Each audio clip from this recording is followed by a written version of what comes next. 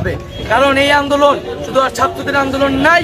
এই আন্দোলনে যখন সরকারের জায়গা থেকে, সর্বোচ্চ জায়গা থেকে পরিকল্পনা করে উস্কানি দিয়ে এই আন্দোলনকে দমন করার চেষ্টা করা হচ্ছে, সাধারণ মানুষকে এই আন্দোলনে নেমে আসতে হবে এবং আগামীকাল আমরা বিক্ষোভ মিছিল সমাবেশ করব এবং এরপর আমরা সারা দেশে অবরোধ কর্মসূচি ঘোষণা করব। আজকে ঘটেছে, আজকে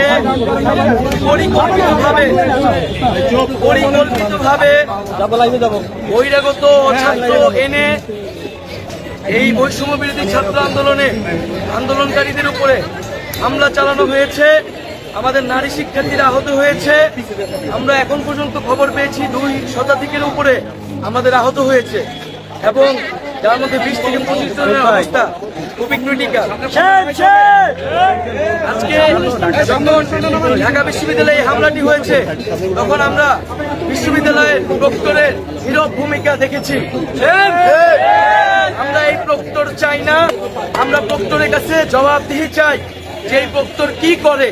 এই প্রক্টর থাকতে ক্যাম্পাসে অছাত্ররা এসে, বহিরাগতরা এসে শিক্ষার্থীদের উপর হামলা করে এবং শুধু ঢাকা বিশ্ববিদ্যালয়, আজকে সারা দেশে বিভিন্ন বিশ্ববিদ্যালয়ে শিক্ষার্থীদের উপরে হামলা করা হয়েছে। আমরা মনে করি কয়েকদিন ধরে বলছিলাম যে সরকার, আইন শৃঙ্খলা বাহিনী এবং সরকার দলীয় ছাত্র সংগঠন পরিকল্পনা করছে এই আন্দোলনকে দমন করার জন্য, সহিংসভাবে এই আন্দোলনকে দমন করার জন্য। কিন্তু আমরা স্পষ্টভাবে বলতে চাই, এইভাবে সহিংসভাবে এই আন্দোলনকে দমন করা সম্ভব নয়। আজকে যে আমাদের কর্মসূচি ছিল, প্রধানমন্ত্রীর যে বক্তব্য, শিক্ষার্থীদের প্রতি অপমানসূচক বক্তব্য, সেই বক্তব্যের প্রত্যাহারের দাবিতে কিন্তু আজকে আমাদের কর্মসূচি ছিল।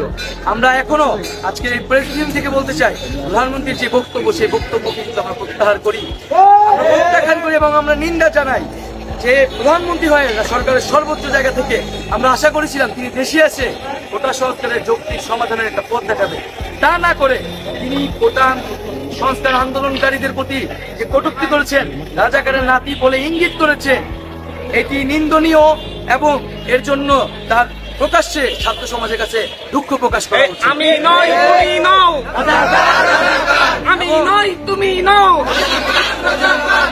আমরা একই সাথে দেখেছি যে প্রধানমন্ত্রী শুধু আমাদের নিয়েই নয়, আমাদের শিক্ষকরা যে আন্দোলন করছে সেই শিক্ষকদের আন্দোলন নিয়েও কটূক্তি করেছে। আমরা এটিরও তীব্র নিন্দা জানাই। আজকে সারাদিনে যা ঘটেছে, আমরা সারা দেশের মানুষের কাছে আহ্বান করব, আপনারা নেমে আসুন, আপনারা সকল শিক্ষা প্রতিষ্ঠান শিক্ষার্থীরা নেমে আসুন, সাধারণ মানুষ নেমে আসুন, স্কুল, কলেজ, প্রাইভেট, বিশ্ববিদ্যালয়ের সকল শিক্ষার্থীরা একযোগে নেমে আসুন এবং শিক্ষার্থীদের এই আন্দোলনকে সফল করুন এবং এই হামলার বিচার আদায় করুন।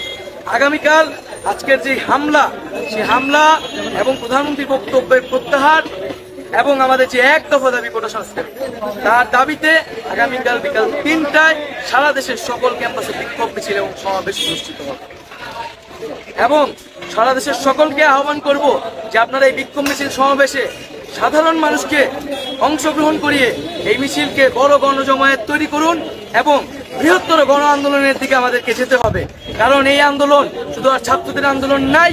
এই আন্দোলনে যখন সরকারের জায়গা থেকে, সর্বোচ্চ জায়গা থেকে পরিকল্পনা করে উস্কানি দিয়ে এই আন্দোলনকে দমন করার চেষ্টা করা হচ্ছে, সাধারণ মানুষকে এই আন্দোলনে নেমে আসতে হবে এবং আগামীকাল আমরা বিক্ষোভ মিছিল সমাবেশ করব এবং এরপর আমরা সারা দেশে অবরোধ কর্মসূচি ঘোষণা করব।